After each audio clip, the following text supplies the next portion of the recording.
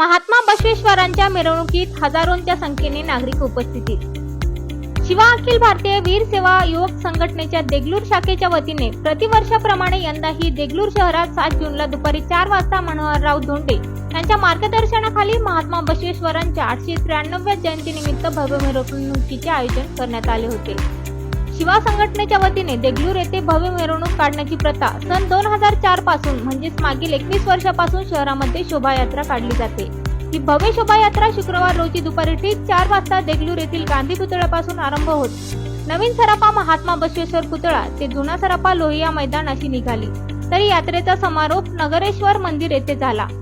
ही शोभायात्रेत ढोल ताशा भजनी मंडळी टाळ मृदंगाच्या नादात शोभायात्रा काढण्यात आली. या कार्यक्रमास आणि गुरुवर्य आणि देगलूर बिलोली मतदारसंघाचे आमदार जितेश अंतापूरकर यांच्या हस्ते जगज्योती महात्मा बसवेश्वर यांच्या पुतळ्याचे पूजन करून शोभायात्रेची सुरुवात करण्यात आली. या मिरवणुकीत हजारोच्या संख्येने सहभागी होऊन वीरशैव लिंगायत समाजाच्या शक्तीचे व शिस्तीचे दर्शन घडवले. या भव्य दिव्य शोभायात्रेत देगलूर तालुक्यातील व शहरातील नागरिकांनी उपस्थिती दर्शवली. तसेच या कार्यक्रमास प्रमुख उपस्थिती देगलूर बिलोली मतदारसंघाचे आमदार जितेश अंतापूरकर, माजी नगराध्यक्ष मोगलाजी अण्णा शिरसेटवार, लक्ष्मीकांत पद्देवार माजी नगराध्यक्ष देगलूर, महेश पाटील शिवसेना जिल्हा उपाध्यक्ष, आंबेसगे शिवसेना तालुका अध्यक्ष शिंदेगड, कैलास शेचके, विशाल पवार आदी शिवा संघटनेचे तालुक्यातील पदाधिकारी व लिंगायत बांधव उपस्थित होते.